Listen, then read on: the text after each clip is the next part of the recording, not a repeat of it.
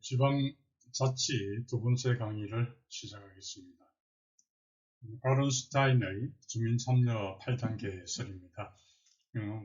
조작, 치료, 정보 제공, 상담, 회유, 협동, 그리고 권한임, 주민통제 이런 8단계인데요. 이것들의 내용을 간단히 살펴보면요. 조작이라고 하는 것은 공무원이 일방적으로 설득하는, 그래서 주민은 단순한 참여를 하는 그렇습니다. 그러니까 참여를 흉내내는 그런 수준이다 이렇게 봅니다. 두 번째가 치료인데요.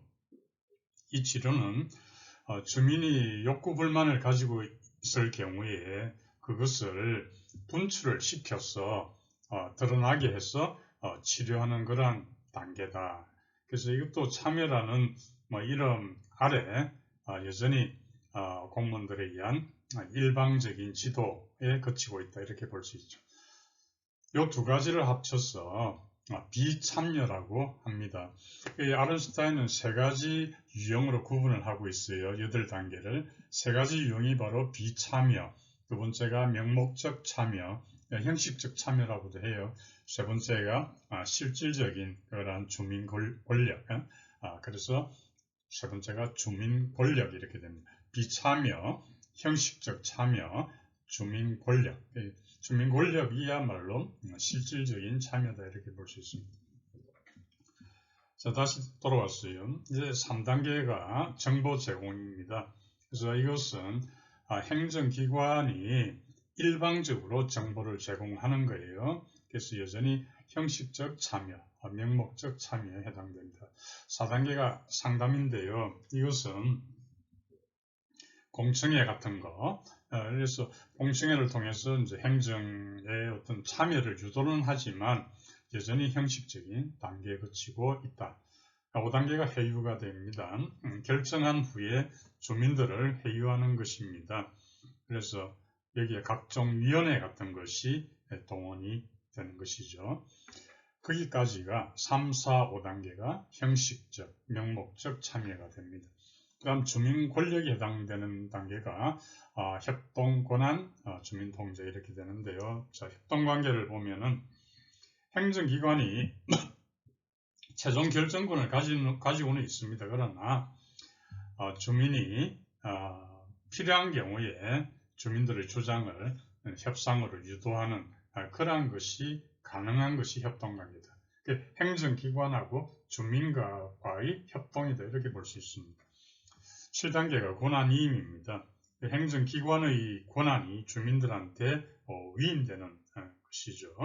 그래서 주민들이 특정한 계획에 관해서 어떤 결정권도 행사하고 집행에서도 강력한 힘을 행사합니다. 마지막 8번째가 주민 통제입니다. 이것은 주민들이 스스로 입안하고요, 결정하고요, 집행 평가까지 모든 과정을 주민이 통제하는 것을 주민 통제라고 합니다. 그러니까 이 8단계를 3단계로 구분해서 비참여에 해당하는 것은 2개, 형식적 참여에 해당하는 3가지, 그리고 주민 권력에 해당하는 3가지 구분해서 숙지를 하시면 되겠습니다. 두 번째로 우리나라의 주민 참여 제도에 대해서 살펴봅니다. 첫 번째가 조례 제정 및 개폐 청구권인데요. 교재 492페이지를 보시면 되겠습니다. 주민 발안해서 그 내용을 보면은 주민조례 발안에 관한 법률이 제정이 되었거든요. 그 내용들을 좀 살펴보면요. 교재 1번의 의의와 유형 보겠습니다. 일정 비율의 유권자가 능동적으로 법의 제정 개정 폐지를 발의하고 가장 전형적인 직접 민주제도라고 할 수 있다 이렇게 말하고요. 이것의 어떤 효시가 된 것이 미국 캘리포니아주의 주민 발안 13, 프로포지션 13이 대표적인 예라고 할 수 있겠습니다. 우선 여기에서는 최근의 법 개정으로 인해서 몇 가지 중요한 변화가 있었는데요. 주민들의 어떤 규칙, 주민 규칙 개폐 의견 제출 제도가 도입이 되었습니다. 주민 규칙 개폐 의견 제출 제도가 도입이 되었는데요. 이것은 단체장에게 제출을 합니다. 그러면 단체장은 30일 이내에 그 결과를 통보하도록 되어 있습니다. 그리고 이제 주민 청구, 조례에 관한 주민들의 청구는 어떻게 심사가 되는가 그 내용을 좀 살펴보면요. 우선 청구권자가, 그러니까 다시 말해서 지역 주민들이 지방의회 조례를 제정해 주시오, 개정해 주시오 등등을 청구할 수 있는 제도가 바로 조례 개폐 청구가 되겠습니다. 그래서 이 주민 청구 조례안은 조례안이 주민들의 주민 청구 조례안이 수리된 날로부터 1년 이내에 조례안을 의결을 해야 합니다. 1년 동그라미 치시고요. 자, 내용을 한번 살펴보면은 우선 이 청구할 수 있는 청구권자가 18세 이상입니다. 나중에 제가 그 연령에 대해서는 각 제도별 연령은 따로 제가 설명을 드리도록 하겠습니다. 그래서 18세 이상의 주민이 청구권자가 되고요. 요건을 기억을 하셔야 됩니다. 좀 복잡합니다만 기억하셔야 되는데 보면은 특별시 경우 그리고 인구 800만 이상의 광역시 그리고 그런 경우는 청구권자 총수의 200분의 1 필요합니다. 그리고 두 번째가 인구 800만 미만의 광역시도 그리고 특별자치시, 특별자치도 그리고 인구 100만 명 이상의 시, 이 경우는 청구권자 총수의 150분의 1이 되겠습니다. 그 두 가지는 기억을 하셔야 될 것 같고요.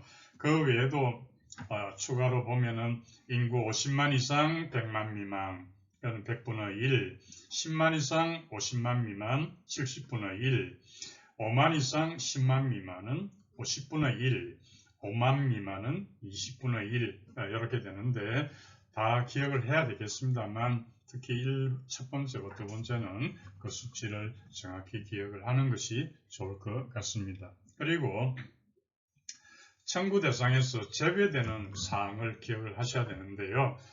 네 가지가 있습니다. 첫 번째가 법령을 위반하는 사항. 이 이슈는 중요한 이슈니까요. 잘 기억을 하셔야 됩니다. 법령을 위반하는 사항은 안 된다는 거죠. 두 번째가 지방세, 사용료, 수수료 이런 것들을 부과, 징수 또는 감면하는 사항에 대해서는 청구 대상이 아닙니다. 세 번째가 행정기구를 설치하거나 변경하는 사항도 제외되고요. 네 번째가 공공시설의 설치를 반대하는 사항, 공공시설의 설치를 반대하는 사항. 그 네 번째는 밑줄을 그으시고요. 별표 3개 하시죠. 공공시설의 설치를 반대하는 사항은 제외됩니다. 그러나 공공시설의 설치를 요구하는 사항은 제외되지 않는다는 거예요. 그러니까 공공시설의 설치냐, 공공시설의 요구냐, 설치를 요구하는 거냐, 요걸 잘 구분해서 판단하셔야 되겠습니다. 두 번째 이제 넘어갔어요. 주민감사 청구 제도에 대해서 살펴봅니다. 주민감사 청구 제도는 제가 질문 하나 드릴게요. 주민감사 청구 제도는 여러분 감사원에 대해서 합니까? 주민감사 청구 제도는 감사원에 대하여 한다. 틀린 질문이 됩니다. 주민감사 청구 제도는요. 주민감사 청구는 상급 단체장이나 주무부 장관에게 하는 것이지 감사원에 대해서 하는 것이 아니다. 그리고 493페이지 밑에서 네 번째 줄에 보면 이 청구권자 요건이 있는데 이거는 밑줄을 긋고 별표 3개 이상 매우 중요하다 이렇게 볼 수 있죠. 왜냐하면요. 이게 개정이 요번에 1월 13일 시행자에서 이제 변경이 된 거예요. 이게 이전에는 500, 300, 200이었잖아요. 그죠? 500, 300, 200. 근데 이것이 이제 바뀌었습니다. 300, 200, 150으로 바뀌었죠. 그래서 주민감사 청구는 기존의 500, 300, 200에서 300, 200, 150으로 바뀌었다. 이게 구체적으로 무슨 말이냐 하면요. 300은 이전에는 주민이 감사 청구할 때는 18세 이상의 주민이 말이죠.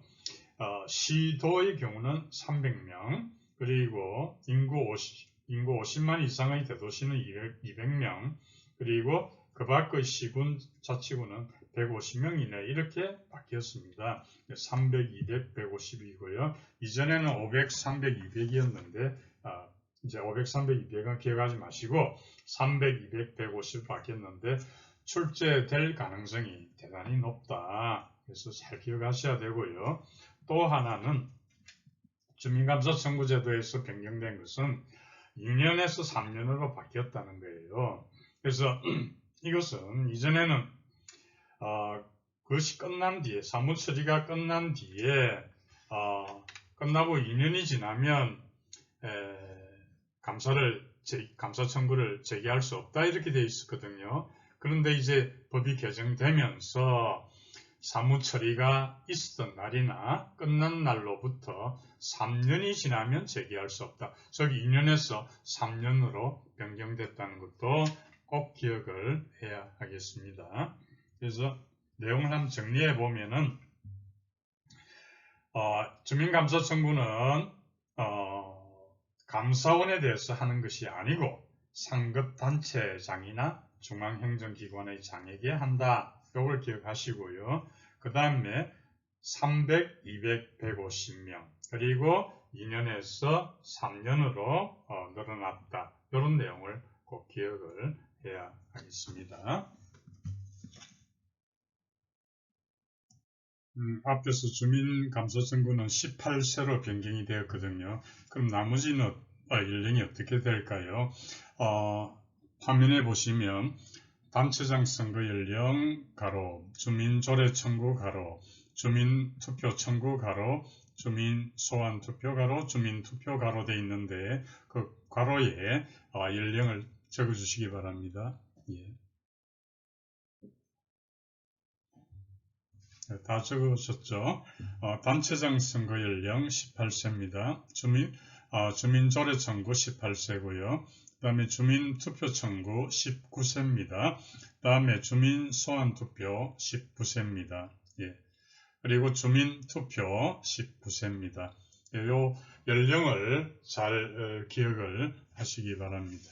자, 이제 주민소송으로 넘어가겠습니다. 주민소송은 2006년 1월부터 시행에 들어갔습니다. 주민소송제가 도입되면서부터 그 이전에는 지방자치단체가 잘못된 행정을 해도 혹은 불법이나 비리로 예산을 낭비를 해도 이것을 막거나 시정시킬 방법이 없었죠. 그러나 달라졌습니다. 2006년 1월부터 주민소송제가 시행되었기 때문에 그렇습니다. 그래서 주민소송을 할 수 있는 사람은 감사를 청구한 주민에 한했습니다. 그래서 지방자치단체가 위법한 행위나 해태의 사실, 해태 사실, 이전에는 이렇게 해태라고 했어요. 지금은 변경이 돼서 해태라는 말을 쓰지 않고 업무를 게을리한 사실 이렇게 하고 있습니다. 어쨌든 그런 사실에 대해서 단체장을 상대방으로 해서 주민소송을 제기할 수가 있다 이렇게 볼 수 있겠습니다. 주민소송에 대해서 정리를 좀 해보면요. 방금 내용은 교재 495페이지에 보시면 되어 있고요. 2006년 1월부터 시행에 들어갔다는 내용이 있습니다. 자, 내용을 한번 정리를 해보면 주민소송제도는 위법한 행위 그리고 업무를 게을리한 그런 재무 회계 행위에 대해서 소송을 제기하는 것이죠. 그러나 여러분이 기억해야 될 게 국민소송제는 아직 도입되지 않고 있습니다. 다시 말해서 중앙정부 차원의 국민소송제는 아직 도입되지 않고 있습니다. 그리고 주민소송제도에서 주민이 만약에 성소하게 되면요, 감사 청구와 관련한 실비를 돌려받을 수가 있다는 것도 기억하시기 바랍니다. 어쨌든 중앙정부를 상대로 하는 국민소송제도는 아직 도입되지 않고 있습니다. 그리고 주민감사 청구를 한 후에 소송을 제기할 수가 있는 것입니다. 그런데 이 주민은 직접적인 피해하고는 무관하게 해당 지역의 주민이면은 주민감사를 청구할 수가 있습니다. 그리고 소송은 90일 이내에 해당 지방자치단체의 사무소 소재지를 관할하는 법원에 제기를 하는데요. 여기서 하나 별표하시고 기억하세요. 이 법원은 대법원이 아니고 행정법원입니다. 그러니까 소송은 90일 이내에 해당 지방자치단체의 사무소 소재지를 관할하는 행정법원에 제기한다는 거 기억하셔야 되겠습니다. 자, 이제 5번에 주민투표제도를 보시겠습니다. 주민투표제도는 우선 지문을 하나 받아 적어 보시죠. 아래 지문이 맞을까요? 틀릴까요? 주민투표 요구가 적법한 것으로 인정될 경우 지방의회 의장은 7일 이내에 발의할 수 있다. 7일 이내에 발의할 수 있다. 맞습니까? 틀렸습니까? 이 지문은 틀린 지문이 됩니다. 왜 그런가 하면 7일 이내 맞는데 지방의회 의장이 아니고요. 단체장이라야 합니다. 그래서 틀린 지문이 되겠습니다. 그래서 이러한 주민투표에 대해서는 수치를 중시해야 하는데요. 교재 492페이지를 보겠습니다. 492페이지 맨 윗줄 봅니다. 주민은 투표권자 총수의 20분의 1 이상 5분의 1 이하, 요거 밑줄 것이죠. 20분의 1 이상 5분의 1 이하의 범위 안에서 조례로 정하는 수 이상, 이렇게 됩니다. 그 다음 그건 주민들이 그렇게 청구할 때고요. 두 번째 줄에 지방의회가 청구할 때는 제적의원 과반수 출석, 과반수 동그라미, 출석위원 3분의 2 동그라미의 찬성으로 장에게 청구한다. 이렇게 되고요. 그 다음에 자치단체장이 직권에 의해서 실시하려고 할 때는요. 제적위원 과반수 동그라미, 출석위원 과반수 됩니다. 그래서 이 수치를 정확히 기억을 하셔야 됩니다. 그 다음 주민투표에 붙여진 사항은 총수의 3분의 1 이상 투표와 3분의 1을 표시하시고 투표수 과반수 동그라미 하시고 득표로 확정이 되고요. 그리고 3분의 1에 미달될 때 전체 투표수가 개표를 하지 않는다. 이런 내용은 그 수치를 자꾸 적어보면서 꼭 기억을 해야 되는 중요한 문제, 자주 출제가 되는 그런 문제가 되겠습니다. 자, 그 다음에 이제 주민소환제도에 대해서 살펴봅니다.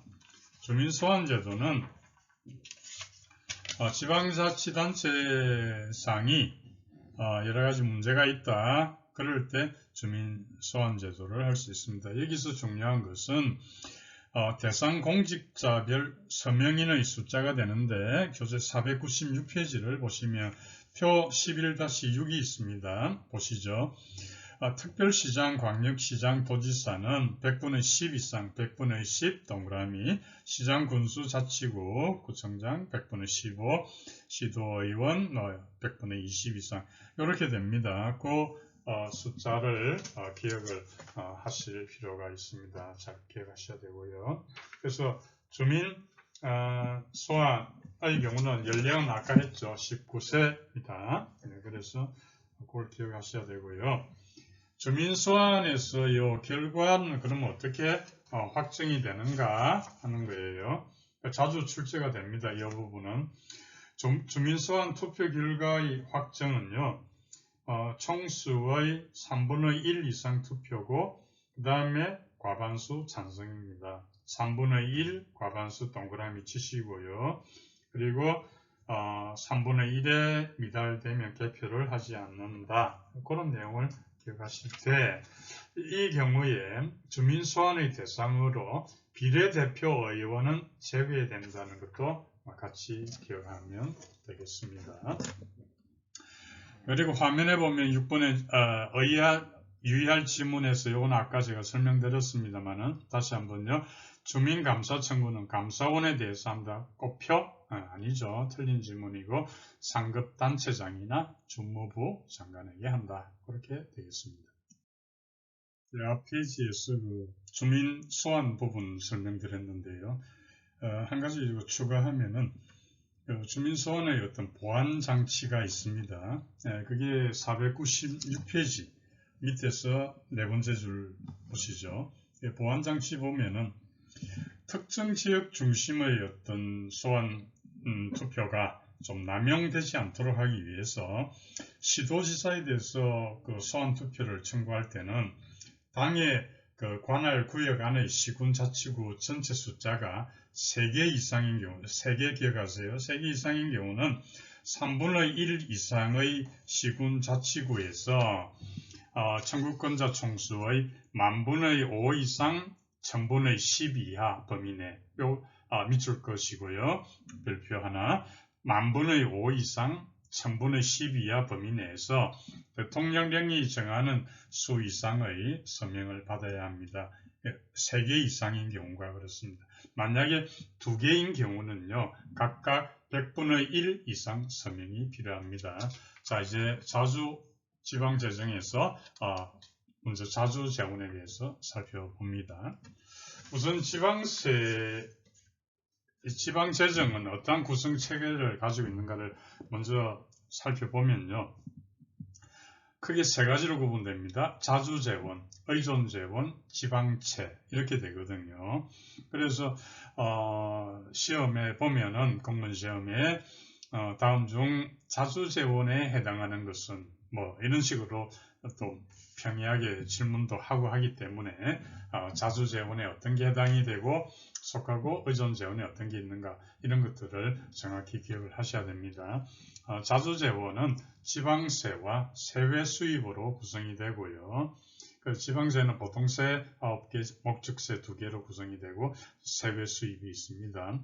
그다음 의존재원은 국가나 상급 자치단체로부터 받는 걸 이야기하는데요. 지방교부세, 국고보조금, 조정교부금 이렇게 됩니다. 조정교부금이라고 하는 것은 광역단체에서 기초단체로 주는 걸 이야기하는, 예를 들면 시군 조정교부금 이런 게 해당이 되겠습니다. 그 다음에 지방교부세에 해당되는 게 4가지가 있죠. 보통교부세, 특별교부세, 부동산교부세, 소방안전교부세 이렇게 되어 있습니다. 그리고 지방채에 대해서 있고요. 3가지로 구성된 게 지방재정이 됩니다. 자, 그러면 자주재원부터 살펴봅니다. 자주재원은 교재 498페이지 봅니다. 1번 중간 정도의 자주재원입니다. 지방세 수입이 있는데요. 지방세는 자치단체의 재원 조달 수준 중에서 비중이 가장 큰 것이다. 그렇게 되어 있죠. 예.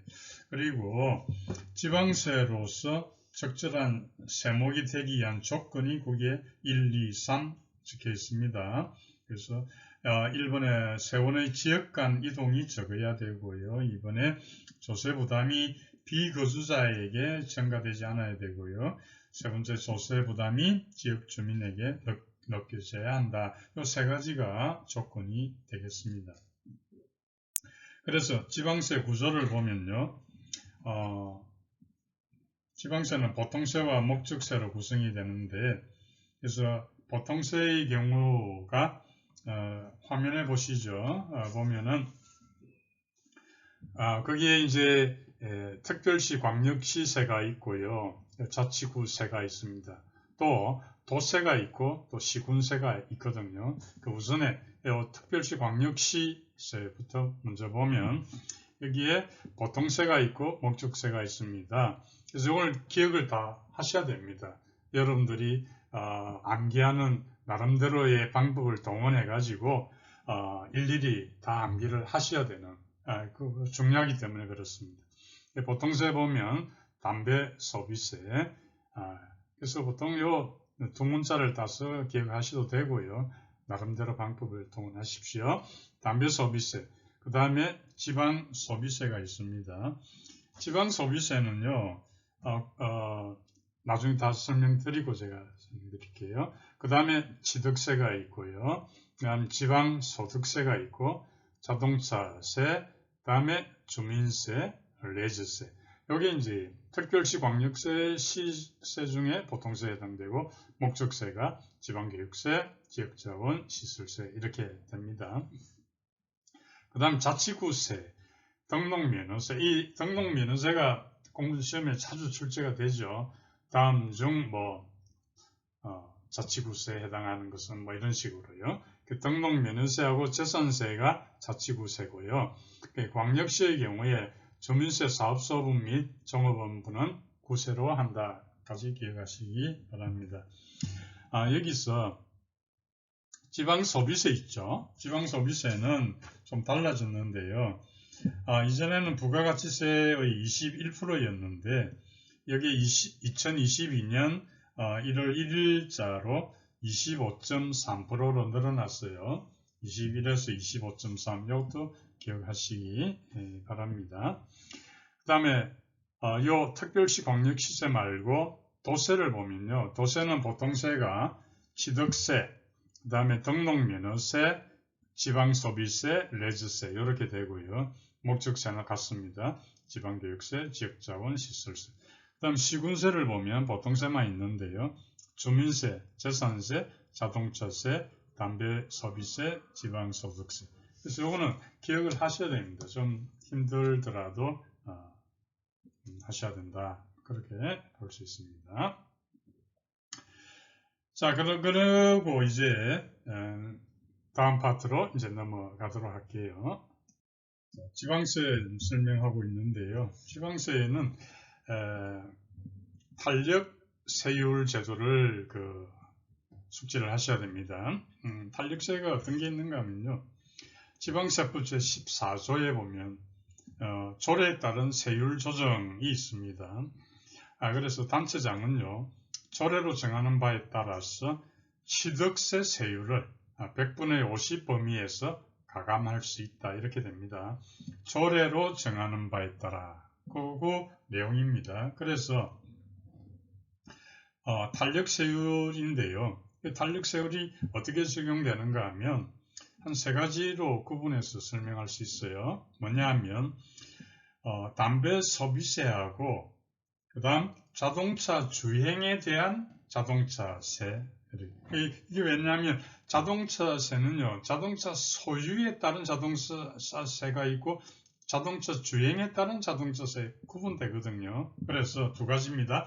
담배 소비세하고 자동차 주행에 대한 자동차세는 대통령령으로 정하는 탄력세율이 됩니다. 대통령령으로 정하는. 그러면 조례로 정하는 탄력세율은 어떻게 되는가? 조례로 정하는 것은요.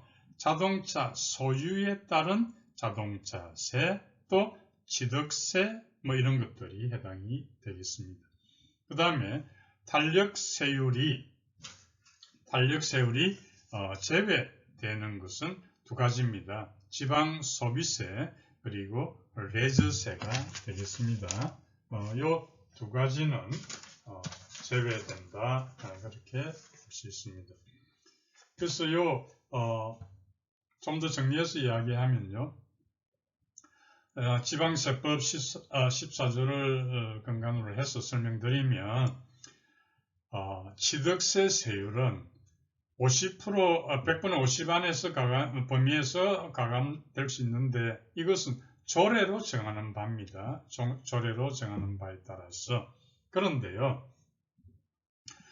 담배 소비세하고 주행분 자동차세는요, 100분의 30까지 가능합니다. 100분의 30까지 가감할 수 있는데요. 이것은 조례로 안 되고요. 대통령령에 따라서 되는 거예요. 그러니까 이걸 잘 구분해서 이해하셔야 되고, 그러니까 담배 소비세하고 주행분 자동차세는 100분의 30, 그리고 대통령령으로 가능한 거예요. 그런데요, 자동차 소유에 따른 자동차세는 50%까지 가능합니다. 이 차이가 있고요. 그 다음 탄력세율이 적용이 제외되는 두 가지다. 지방소비세 그리고 레저세가 되는데, 지방소비세는 아까 제가 말씀드렸죠. 그 수치가 바뀌었다. 이전에는 부가가치세의 21%였는데 2022년 1월 1일부로 25.3%로 변경되었다. 같이 기억을 하면 좋겠습니다. 그리고 이제 세외 수입이 있는데요. 세외 수입은 여러분들이 지방자치단체의 수입 중에서, 자체 수입 중에서 지방세 수입을 제외한 나머지 수입이 세외 수입이 되는데, 이 부분에서 중요한 것은 사용료, 수수료의 구분이 되겠습니다. 자, 설명을 좀 드리면요. 사용료라고 하는 것은 공공시설의 사용으로 만약에 어떤 편익을 얻게 되면 그 대가를 내는 것을 말합니다. 사용료는 재산의 이용입니다. 재산의 이용에 대한 반대급부다. 이렇게 보면요. 수수료라는 것은 지방자치단체의 어떤 서비스입니다. 거기에 대한 반대급부다. 이렇게 봅니다. 예를 든다면 주민등록등본 같은 거 발급해주는 발급 수수료 이런 거예요. 그래서 사용료라는 거하고 수수료. 사용료 예를 들면 도로 사용료, 하천 사용료 이런 거거든요. 이것하고 수수료는 이제 지방정부가 활동을 하는 거예요. 예를 들어서 인감증명 발급 또는 주민등록등본 발급, 그 수수료 받는 거다. 그 차이가 있다는 것을 기억하시면 되겠습니다.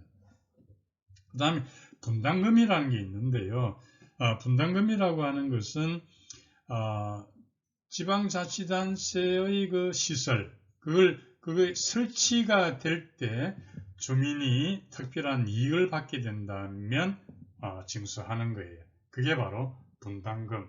이렇게 이해하시면 되겠습니다.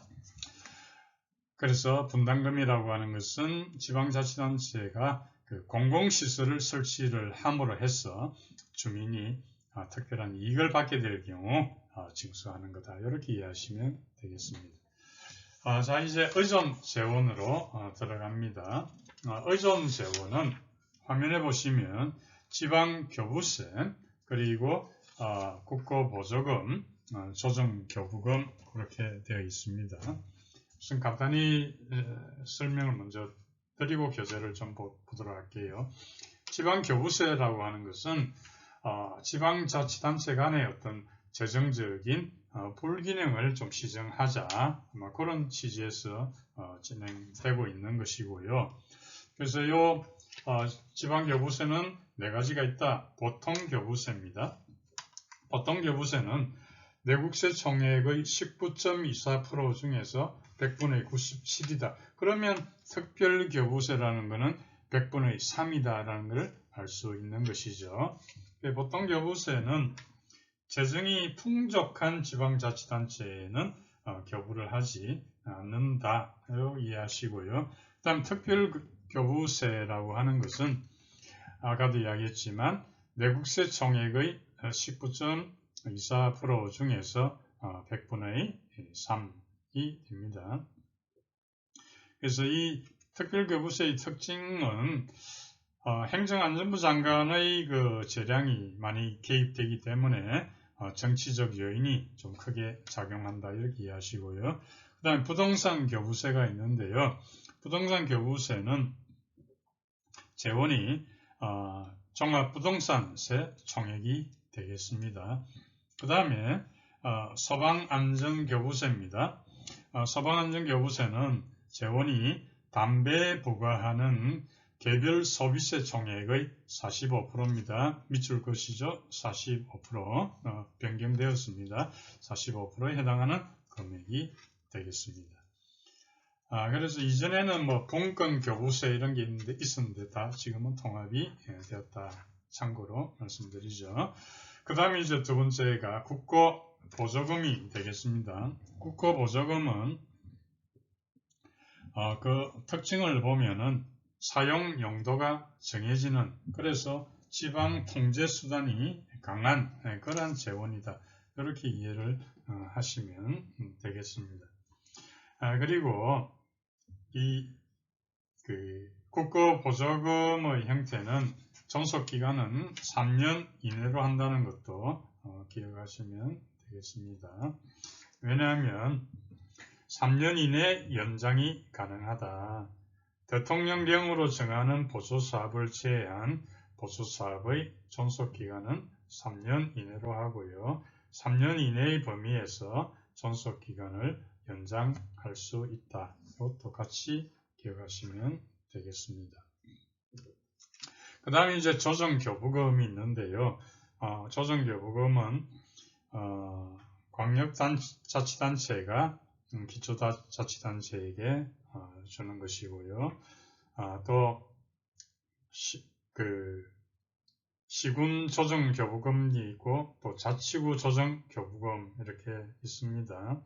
그 시군 조정교부금은 광역시가 시군한테 주는 거고요. 자치구는 특별시 광역시가 자치구한테 주는 거다. 이렇게 이해하시면 되겠습니다. 조정교부금 제도. 자, 그 다음에 지방채에 들어가면요. 지방채에 있어서는 지방채의 발행에 대해서 발행 주체입니다. 발행 주체는 지방자치단체의 장이나 지방자치단체 조합도 지방채를 발행할 수가 있습니다. 이 부분은 2021년도에 국가직 9급에 출제되었던 거예요. 지방자치단체 조합도 법률에 따라서 지방채를 발행할 수 있다. 정확히 기억해야 되겠습니다. 지방채 발행은 4가지 경우에 발행할 수가 있는데요.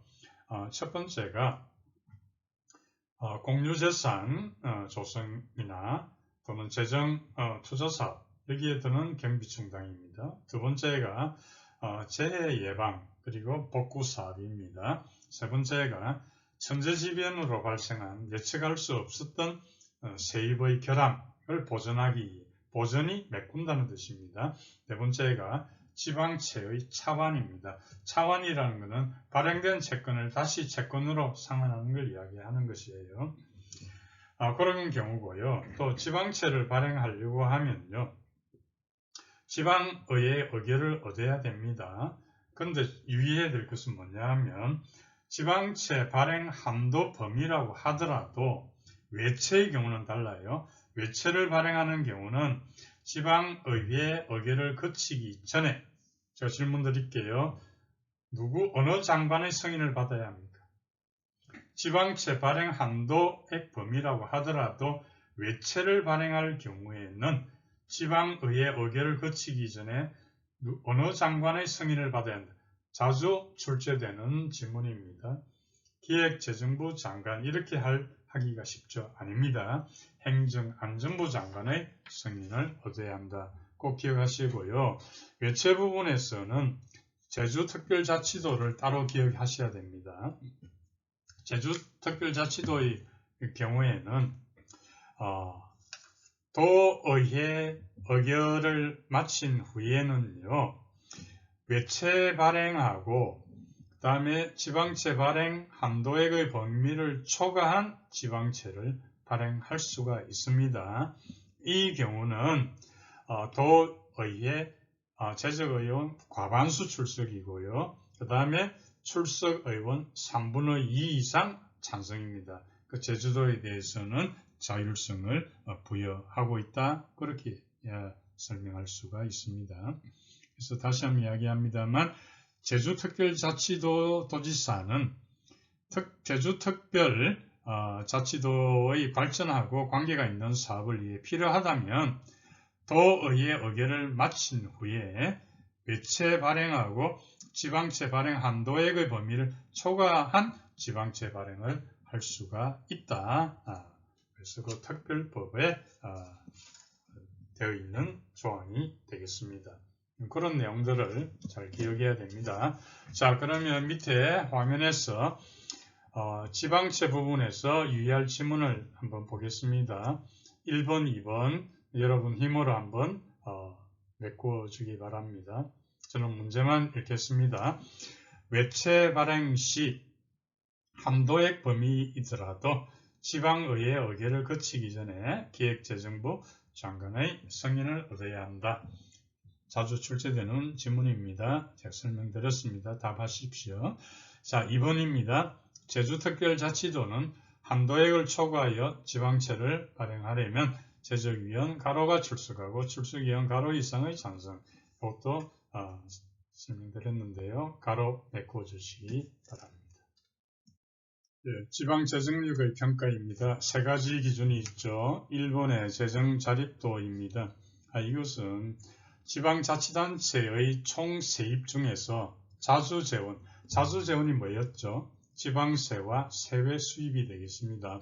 자주재원이 차지하는 비중입니다. 우리나라에서는 일반 회계를 기준으로 계산을 해요. 공식을 보면은 일반 회계 예산분의 지방세 플러스 세외 수입 곱하기 100 이렇게 되겠습니다. 그래서 지방재정 자립도가 되는 것이죠. 지방재정 자립도에 대한 평가를 해본다면은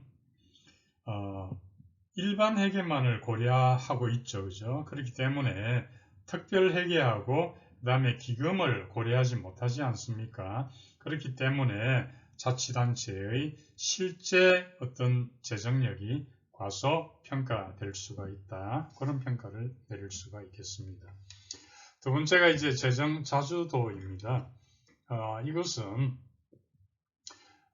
지방자치단체의 그 재정 수입 중에서 일반 재원의 비중입니다. 일반 재원이라고 하는 것은 특정한 목적이 정해져 있지 않다. 그렇게 이야기할 수 있죠. 그래서 공식을 보면 일반 회계 예산분의 지방세 플러스 세외 수입 플러스 지방교부세 플러스 조정교부금 이렇게 공식이 되겠습니다.